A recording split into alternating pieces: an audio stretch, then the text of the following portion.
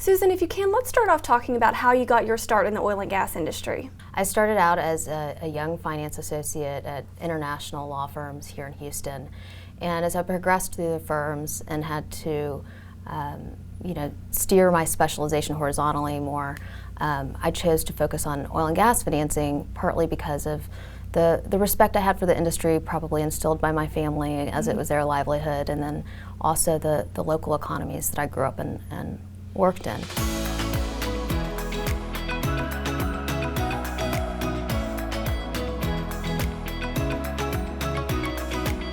We all know that the oil and gas industry is highly dependent on access to capital, so there's always ample opportunity for legal counsel to contribute in both down cycles and growth cycles and really make lasting, meaningful client relationships. So I continue to this day to represent a range of borrowers and lenders in financing transactions to capitalize E&P companies, oilfield service companies, and midstreams. Can you talk to us about any advice you have for the younger generation? You know, listening to your story and you being a successful woman in the workplace too, and no doubt the hard work that you put in, probably long hours, all of the above. Talk to us a little bit about any advice you may have for someone trying to find their place. Yeah, sure. So I think that there's always going to be demand for people who consistently show up and meaningfully contribute and just show perseverance in all situations.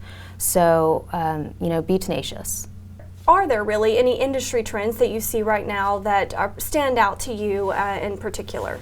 With respect to trends from a finance perspective, there's been some really thought-provoking conversation recently around the idea of asset-backed securitization for operating oil and gas assets.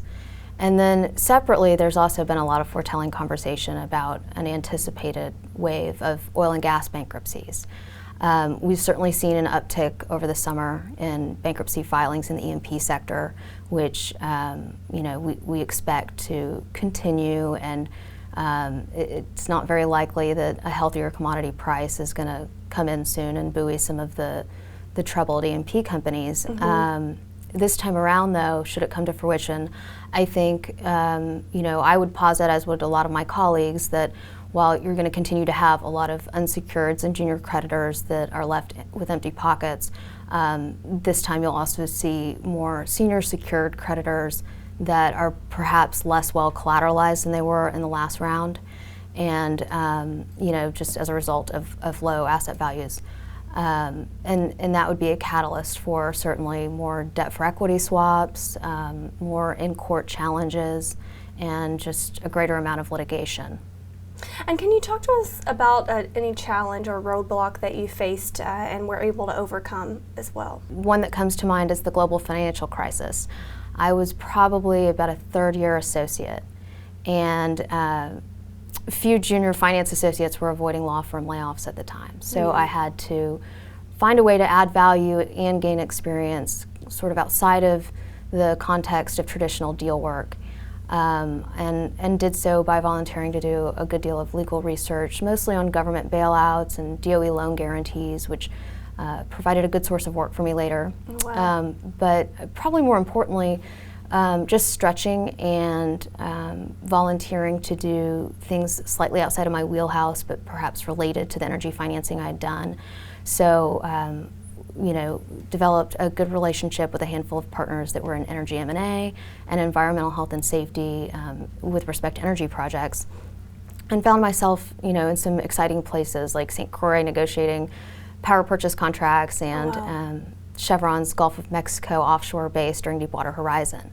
So at the end of the year or two, I had definitely done some non-traditional stuff for a finance lawyer, but a lot of it translated into the development that I needed to be working on, and I made great relationships that I maintain today, and more importantly, had a job at the end of it, which was tough. Yeah. Well, the million-dollar question finally I'll ask you, do you have any advice for work-life balance? Of course, you have shared with us the hard work that goes into your career path, but do you have any advice, whether it's routine or what really works for you there?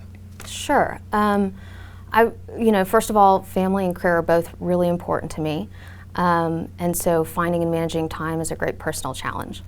I would say that for me, I have to remind myself to, make a plan before I work the plan, and that means sitting down on a pretty regular basis, at least weekly and annually, and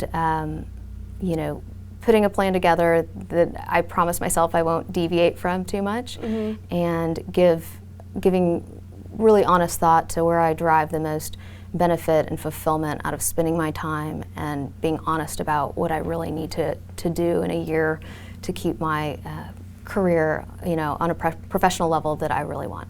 Keep yourself honest, I guess, by really investing in yourself. Precisely. Good advice there, and we appreciate you sharing your story, Susan. You got it. Thank you. You're welcome. And for more on honorees like Susan, you can find that on heartenergy.com.